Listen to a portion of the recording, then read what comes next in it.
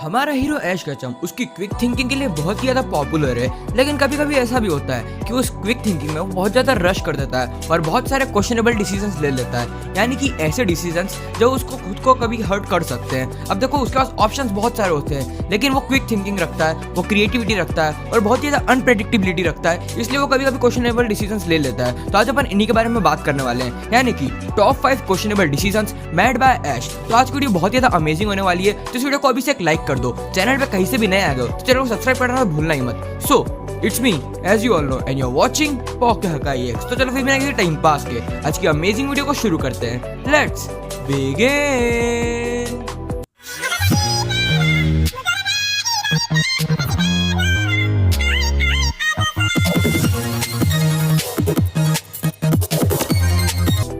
Number 5 पे आता है यूजिंग चार्जार्ड इन इंडिगोली। अब देखो आपको थोड़ा बैकलेस ले जाना पड़ेगा इसके लिए, क्योंकि आप लोग सोच रहे हो कि चार्जार्ड हो तो बहुत ही अच्छा पोकेमॉन है, उसको यूज करके ऐश ने सही किया, लेकिन थोड़ा बैकलेस में चलते अपन। तो देखो ऐसा हुआ था कि हमारा जो ऐश का चारमेंडर था वो 4 मिलियन बन गया था और उसके बाद फिर चार्जार्ड बन गया था और उसको ऐसा लगता था कि यार ऐश बिल्कुल घटिया सा ट्रेनर है, वो बहुत ज्यादा एरोगेंट हो गया था और वो ऐश की बहुत ज्यादा डिसरिस्पेक्ट करने लग गया था। उसको लगता था कि यार मैं जो कर रहा हूँ वो सही कर रहा हूँ और मेरा ट्रेनर बिल्कुल पागल है। उसका जब मन करता था वो लड़ाई करता था, उसका जब मन करता था वो सो जाता था। ऐसा बहुत सारे बैटल्स में उसने किया, फिर भी हमारे ऐश ने उसको इंडिगो लीग में रिची के खिलाफ यूज किया। अब देखो इसका बहुत ही अच्छा पॉइंट है, लाइक चार्जार्ड ने चारमेंडर के खिलाफ तो हमला किया क्योंकि उसको लगता था कि चारमेंडर एक फायर टाइप पोकेमॉन है, तो उसने उसके खिलाफ हमला किया। लेकिन जब रिची ने अपना पिकाचू भेजा, क्योंकि रिची का भी आखिरी पोकेमॉन था और ऐश का भी आखिरी पोकेमॉन बचा था चार्जार्ड, तो देखो जब रिची ने अपना पिकाचू भेजा तो चार्जार्ड ने लड़ने से मना कर दिया, क्योंकि उसने बोला ये मेरी प्राइड का अगेंस्ट है, मैं ऐसे घटिया सा पोकेमॉन से बैटल नहीं करूंगा। और इससे मालूम पड़ता है कि ऐश का जो डिसीजन था चार्जार्ड को यूज करना बहुत ज्यादा क्वेश्चनेबल था, बहुत ज्यादा खराब डिसीजन था, बिकॉज ऐश के पास दूसरे बहुत सारे पोकेमॉन्स थे जो कि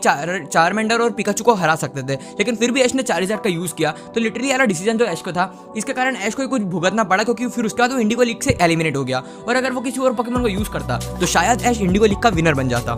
तो अपन चलते हैं पॉइंट नंबर 2 की तरफ। अब नंबर 4 पे आता है टाइप चार्ट इग्नोरेंस। अगर आपने पोकेमॉन एनीमे स्टार्टिंग से देखा है तो आपको वाला पॉइंट पता होगा, ये कोई एक क्वेश्चन नहीं है, ये बहुत सारे क्वेश्चन है, like it is a series of question की ऐसे डिसीजन क्यों लेता था। ऐश ने ऐसे डिसीजन बहुत बार लिए, लाइक वो राइडॉन के सामने हमारे पिकाचू को भेज देता है, जबकि हमें पता है कि भाई राइडॉन के सामने पिकाचू के अटैक्स काम नहीं करेंगे। और ऐसा पोकेमॉन जेडीज में भी रिसेंटली हुआ था, उसने फ्लाइगॉन के सामने पिकाचू से इलेक्ट्रिक अटैक करवाया था। मतलब क्या सेंस बना था फ्लाइगॉन के सामने इलेक्ट्रिक अटैक करना। गो ने बोला था कि पिकाचू का इलेक्ट्रिक अटैक फ्लाइगॉन के सामने कोई काम नहीं आएगा, तो ऐश ने सिंपली अपने सिर को स्क्रैच किया और बोला ओ मैं तो भूल ही गया था कि इलेक्ट्रिक अटैक काम नहीं आएगा। अभी से मालूम पड़ता है कि ऐश फ्लाइंग टाइप जो अपने टाइप्स होते हैं ना, टाइपिंग्स, उनके ऊपर बिल्कुल ध्यान नहीं देता। वो बैटल में सिर्फ और सिर्फ बैटल करने पे ध्यान देता है, ना कि स्ट्रेटेजाइज करने पे। वो स्ट्रेटेजी बनाता है, लेकिन उसकी क्विक थिंकिंग वाली स्ट्रेटेजी रहती है, लाइक कि क्या करना। जब वो मुसीबत में आ जाता है ना तभी वो सोचता है, नहीं तो वो डायरेक्टली अटैक्स करता है और मतलब बैटल्स करता रहता है। उसको बैटल करने में बहुत ज्यादा मजे आते हैं, लेकिन वो टाइप चार्ट को बिल्कुल भी इग्नोर कर देता है। तो देखो ये बहुत ही बड़ी क्वेश्चनेबल चीज है कि ऐसा क्यों करता है। ऐश को टाइप चार्ट के ऊपर भी ध्यान देना चाहिए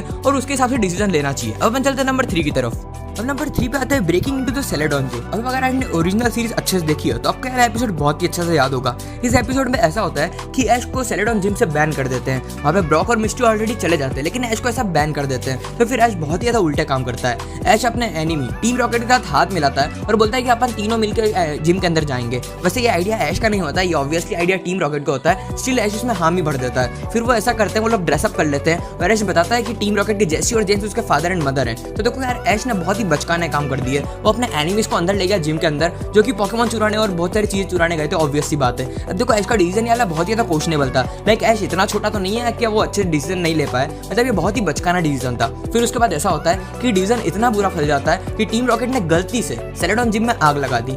मतलब लिटरली तुम समझ रहे हो, उन्होंने पूरे प्लेस को फायर कर दिया, मतलब आग लगा दी। तो मतलब ये डिसीजन लिटरली बहुत ही खराब था ऐश का, और लिटरली ऐश को बहुत बाद में अखरा यार डिसीजन लेना। तो इसलिए मैं बोलता हूँ कि ऐश के डिसीजन कभी कभी बहुत ज्यादा क्वेश्चनेबल हो जाते हैं। बन चलते हैं नंबर 2 की तरफ। अब नंबर 2 पे आता है रिटर्न फॉर पीजीओट। अब यार डिसीजन भी ऐश का बहुत ही अजीब था, लाइक ऐश ने पीजीओट को प्रॉमिस किया था कि मैं तुम्हें वापस लेने आऊंगा, लेकिन वो अभी तक पीजीओट को लेने नहीं गया। अगर आपको समझ नहीं आ रहा है तो मैं आपको अच्छे से समझाता हूँ। हमारे ऑरेंज आइलैंड में जाते टाइम ऐश ने पीजीओट को एक जगह पे छोड़ दिया था, जो कि सब पीजीज थे और वहाँ पे स्पीरो उनको परेशान करते थे। तो हमारे ऐश ने उसको छोड़ दिया था कि तुम पीजीज की हेल्प करो, उसकी मदद करो, और उसने उसको प्रॉमिस किया था कि तुम्हें वापस लेने आऊंगा, मैं कभी ना कभी तो वापस आऊंगा। लेकिन इतना टाइम हो गया, ऐश ने अभी तक पीजीओट को वापस लेने का सोचा ही नहीं है। मतलब ऐसा तो नहीं हो गया कि ऐश भूल गया पीजीओट को। इट इज सो क्वेश्चनेबल यार कि ऐश का ऐसा क्या हुआ कि वो पीरियड को लेने अभी तक नहीं गया। अब देखो वो भूला तो नहीं है, लाइक अपन ने पोकेमॉन ब्लैक एंड व्हाइट में एक फ्लैशबैक देखा था जिसमें पीरियड को भी दिखाया गया था। इट मींस उसको कहीं ना कहीं पीरियड याद तो है, और पीरियड इसका ओवरऑल थर्ड पोकेमॉन था, तो मतलब पीरियड से तो उसकी अलग ही फीलिंग जुड़ी हुई है, तो उसको पीरियड याद तो होगा। लेकिन it is so questionable decision कि तुम अभी तक पीरियड को लेने क्यों नहीं गए हो। इतना टाइम हो गया उसको छोड़े हुए, तो कब जाएगा ऐश पीरियड को लेने? शायद पोकेमॉन जर्नीज में ही चले जाए या फिर आई गेस अगली सीरीज में चले जाए। तो इट इज सो क्वेश्चनेबल कि ऐश ने डिसीजन क्यों लिया, उसने अभी तक पीरियड को लेने का क्यों नहीं सोचा है। अपन चलते हैं नंबर 1 की तरफ। अब नंबर 1 पे आता है स्टार्ट ओवर। अब it is not a single decision, it is a bunch of decision. मतलब ये बहुत ही बड़ा डिसीजन है और बहुत सारे डिसीजन का मिला के एक डिसीजन होता है। लाइक ये वाला डिसीजन ऐश का बहुत ही ज्यादा क्वेश्चनेबल है। ऐश जब भी कोई नए सीजन, कोई नए जनरेशन में जाता है या फिर कोई नए रीजन में जाता है, तो अपने पुराने रीजन के सारे पोकेमॉन्स को या तो प्रोफेसर ओक के पास छोड़ आता है या फिर उनको कंप्लीटली रिलीज कर देता है। तो मतलब ऐसा ऐश क्यों करता है? It is questionable. लाइक ऐश अगर अपने पुराने स्ट्रॉन्गेस्ट पोकेमॉन्स को अपनी स्ट्रॉन्गेस्ट टीम बना के ले जाए तो उसके लिए बहुत ही आसान होगा वेरी बेस्ट बनना, सारे नए रीजन के नए पोकेमॉन्स को पकड़ना और जिम बैटल्स करना भी उसके लिए बहुत ही इजी होगा, और इससे वो बन जाएगा one of the very best Pokemon trainers. लेकिन ऐसा क्यों करता है यार? अगर वो स्नॉर्लैक्स और चार्जर को लेके घूमे हर जगह तो उसके लिए बहुत ही इजी हो जाएगा बैटल्स करना, और जो अपने जिम बैटल्स करना वो भी बहुत इजी हो जाएगा, नए नए पोकेमॉन्स पकड़ना भी इजी हो गया। तो ये क्यों करता है यार ऐसा? इट इज सो क्वेश्चनेबल कि क्या उसका जो ऑब्जेक्टिव था वेरी बेस्ट बनना वो चेंज हो गया है? क्या उसको पोकेमॉन्स पकड़ना है ना कि उसको बेस्ट ट्रेनर बनना है? तो इट इज सो क्वेश्चनेबल, और आई डोंट थिंक ऐसा क्यों करता है। क्या पता कभी ना कभी इसका रीजन मिल जाए अपने को पोकेमॉन एनीमे में कि ऐश नई टीम क्यों बनाता है हर बार। सो गाइस आज की वीडियो इतनी थी। ऐश के एक डिसीजन थे जो कि मेरे को बहुत ही ज्यादा क्वेश्चनेबल लगते थे, लाइक ऐश ने ऐसा क्यों किया, क्यों ऐश ने ऐसा किया। तो अगर आपको इनके आंसर्स पता है तो आप मेरे को कमेंट सेक्शन में बता दो। आपको वीडियो थोड़ी सी भी अच्छी लगी ना तो वीडियो को एक लाइक तो कर ही देना, इस वीडियो को सबको शेयर कर दो, उससे मेरे को बहुत ही अच्छा लगेगा।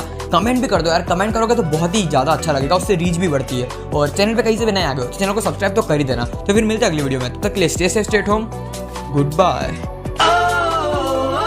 मैं हूँ सिकंदर, यूं कटते लंबे रास्ते, सभी साझा मेरे दोस्त हैं, नहीं थके रुके ना कभी, एडवांस बैटल है चुनौती कड़ी, ज़मीं आसमां और सागर से हार जाएंगे वो कोशिश करके।